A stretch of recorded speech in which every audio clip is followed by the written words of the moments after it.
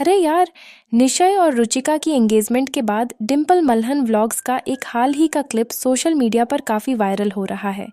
Scene कुछ ऐसा था। निशय और रुचिका अपनी होने वाली सासू माँ के हाथों के डोसे एंजॉय कर रहे थे और तभी डिम्पल आंटी ने एक धमाकेदार लाइन मार दी।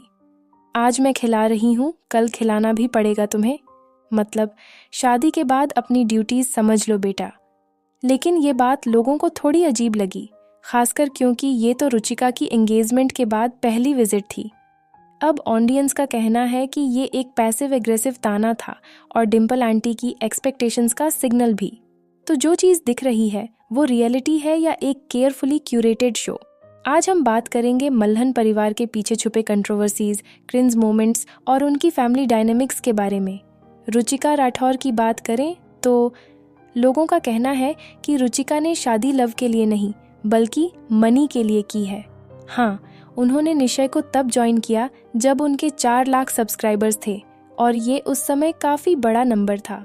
प्लस मल्हन फैमिली तो पहले से ही रिच थी। प्रेरणा की शादी देखी थी, एकदम रॉयल वेडिंग वाइब्स।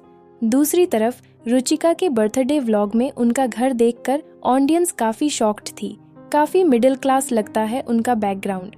और एंगेजमेंट के समय भी रुचिका के फैमिली मेंबर्स को ज़्यादा इन्वॉल्व नहीं किया गया।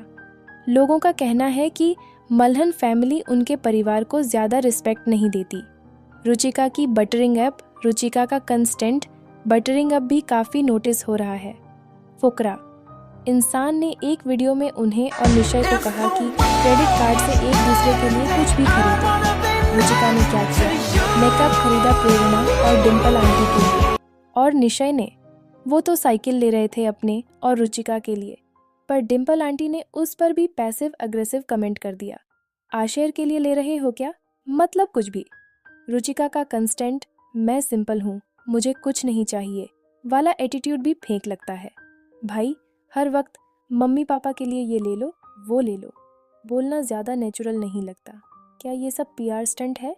इतने पैसे होने के बाद भी अपनी मंगेतर को एक बेसिक सी रिंग दी जो 50,000 के अंदर थी। ऑडियंस का कहना है कि वो एक सॉलिटेयर अफोर्ड कर सकते थे, 5 से 6 कैरेट नहीं, लेकिन कम से कम कुछ स्पेशल। शादी से पहले पैसे बचाने की मेंटालिटी ऑडियंस को ओल्ड स्कूल लगती है। और जो डम्प चीज़ें वो खरीदते हैं वो भी एक टॉपिक है। मसाज चेयर अभिषेक के लिए, मतलब सीरियसली, इतने पैसे कमाने के बाद भी मीनिंगफुल गिफ्ट्स देने का आइडिया मिसिंग है। भाई, सच बोलूं तो निशय और अभिषेक दोनों अपनी माँ पर काफ़ी डिपेंडेंट लगते हैं, और वो भी तब जब ये दोनों काफ़ी बड़े हो चुके हैं, लेट 20s और 30s के बीच। मतलब अगर हर बंदा अपनी माँ के हाथ के खाने के नखरे करेगा तो बात कैसे चलेगी? और ये भी फैक्ट है कि मल्हन बॉयज़ की माँ सब कुछ एडजस्ट कर लेती हैं, हर किसी के टेस्ट के अकॉर्डिंग अलग खाना। पर लोग कह रहे हैं कि डिम्पल आंटी ने ही ये हैबिट डेवलप करवाई होगी बचपन से।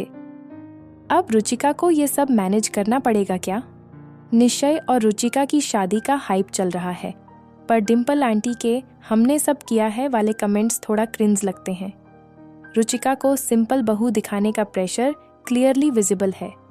मुझे कुछ नहीं चाहिए, मैं मॉडर्न लड़की नहीं हूँ वाली वाइब कॉन्स्टेंटली दिखाई जा रही है।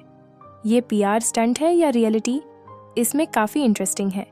जब लोग उनकी और उनकी मैनेजर अनुष्का की शिपिंग करने लगे, निश्चय ने एकदम क्लियर हिंट्स दिए कि वो रुचिका के साथ हैं। Respect bro. आज के मेल इन्फ्लुएंसर्स के बीच ऐसे स्टैंड लेना काफ़ी रेयर है। प्रेरणा मल्हन को ऑडियंस लिटरली 10 सेकंड से ज़्यादा टॉलरेट नहीं कर पाती। उनका बेबी कंटेंट और अननेचुरल फेस ऑडियंस के लिए एक क्रिंज फेस्ट है। फिर भी उनका चैनल 10 मिलियन सब्सक्राइबर्स के करीब है। मतलब लो एफर्ट कंटेंट की डिमांड कितनी हाई है, ये तो क्लियर है। डिम्पल आंटी के ताने और कंट्रोलिंग बिहेवियर को भी काफ़ी नोटिस किया गया है। आज मैं खिला रही हूँ, कल तुम्हें खिलाना पड़ेगा। ये एंगेजमेंट के बाद का डायलॉग काफ़ी ऑनवर्ड लगा ऑडियंस को। मल्हन परिवार का ये नेचर क्लियरली दिखाता है कि वो सब कुछ अपनी टर्म्स पर करवाना चाहते हैं। रुचिका तो अपने आने वाले स्ट्रगल के लिए तैयार हो जाए, पहले से ही उनका मॉनेटरी स्टैंडर्ड मल्हन से मैच नहीं करता। प्लस वो तो मल्हन फैमिली के लिए काम भी करती हैं, उनके व्लॉग्स एडिट करना और कंटेंट का ध्यान रखना। कहते हैं कि डिम्पल आंटी अपने मेरे बेटे एटीट्यूड के साथ वन हेल ऑफ अ सास बनने वाली हैं। कुछ लोग तो रुचिका के लिए कंडोलेंसेस तक भेज रहे हैं, पर एक वैलिड पॉइंट ये भी है, रुचिका ने ये सब जानकर ही रिलेशनशिप में घुसी है। जब वो निश्चय को मिली थी, उसके यूट्यूब पर पहले ही 4 लाख सब्सक्राइबर्स थे, तो उन्होंने मल्हन एम्पायर का फ्यूचर तो ज़रूर देखा होगा। ऑडियंस काफ़ी ट्रिगर है। उनका कहना है कि इंडियन मॉम्स को अपने राजा बेटा वाले जोन से बाहर निकलना चाहिए। शादी के बाद अगर आप अपने बेटे के लिए खाना बिना ताना मारे बना सकती हैं, तो बहू के लिए भी बना सकती हैं। ये सब क्लियरली दिखाता है कि शादी के बाद अलग रहना ही बेस्ट ऑप्शन है, ताकि पति पत्नी अपना कंफर्ट जोन खुद सेट कर सकें। मल्हन फैमिली के वेडिंग कंटेंट का एक नया एंगल सामने आया है। क्या आपने नोटिस किया, हर जगह यही हाईलाइट हो रहा है कि लड़की का मेकअप और ज्वेलरी सब मल्हन फैमिली का है। मतलब बहू का नाम लेकर व्यूज़ और कंटेंट तो ले रहे हो, पर रिस्पेक्ट देना भूल गए। ये तो वही पुरानी कहानी लगती है, जब रिश्ता 2 लोगों के बीच होता है, जहां एक फाइनेंशियली स्ट्रांग और दूसरा रिलेटिवली वीक होता है। डिम्पल आंटी के हर ताने और कमेंट के बीच ऐसा लगता है कि बहू को एक्सेप्ट करना तो दूर, उसे उसकी जगह तक नहीं मिल रही। मनी हो सकता है उनके पास, लेकिन क्लास, वो तो अभी तक परचेस नहीं की। अब बात करते हैं बिग बॉस OTT की। डिम्पल आंटी का रियल फेस तो तभी सामने आ गया था जब वो बीबी हाउस में गई थी। उन्होंने एक्ट्रेस जिया शंकर के बारे में एक कंट्रोवर्शियल स्टेटमेंट दी थी। ये ट्राई करती रहती है कि किसी से कुछ हो जाए, जो क्लियरली नेगेटिव था। जब ऑडियंस ने बैकलैश दिया, तब आंटी ने अपना स्टेटमेंट ट्विस्ट कर दिया। मेरा मतलब था कि दोस्त बन जाए। ऑडियंस को लगा कि डैमेज कंट्रोल करने की ज़रूरत ही नहीं थी, क्योंकि असली इंटेंट सबको समझ आ गया था। फुकरा इंसान का बिग बॉस OTT का जर्नी भी उतना ही ड्रामेटिक था। जब तक wild card Elvish Yadav house में नहीं आए थे, अभिषेक विनर मटेरियल लग रहे थे, पर शो के एंड तक वो इतने एरोगेंट और जेलस लगने लगे कि उन्होंने अपने फैन बेस का भी एक हिस्सा खो दिया।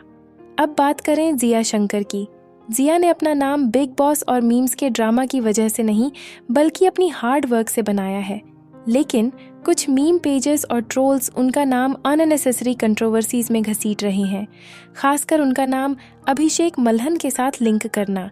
जिया ने अपने एक इम्पैक्टफुल ट्वीट में इस सब का जवाब दिया। मैं सेल्फ मेड हूँ और मेरे कैरेक्टर पर कमेंट करने की किसी को ज़रूरत नहीं है। ये सब चीप स्टंट्स हैं जो मुझे अफेक्ट नहीं करते, so stay in your lane. जिया की जर्नी एक इंस्पिरेशन है। उन्होंने अपना घर खुद खरीदा, एक BMW ऑन की और अपने फैमिली को सपोर्ट करते हुए एक सक्सेसफुल करियर बिल्ड किया। ये प्रूफ है कि टैलेंट और डेडिकेशन से आप कुछ भी अचीव कर सकते हो। जो फैमिली लॉकडाउन के टाइम एक रिलेटेबल और फन फैमिली लगती थी, आज उनका कंटेंट और ड्रामा उनके रियल फेसेस एक्सपोज कर रहा है। डिम्पल आंटी का ओवर कंट्रोलिंग नेचर, रुचिका का फेक सिंप्लिसिटी एक्ट और ओवर ओनल वेडिंग ड्रामा ऑडियंस के लिए अनलाइकेबल होता जा रहा है। क्या ये सब ड्रामा उनके व्यूज़ के लिए है, या फिर सच में ये डायनामिक्स टॉक्सिक हो चुकी हैं? कमेंट्स में अपने थॉट्स ज़रूर शेयर करें, और ऐसे ही गॉसिप और इनसाइड स्कूप्स के लिए हमारे चैनल को सब्सक्राइब करना मत भूलना।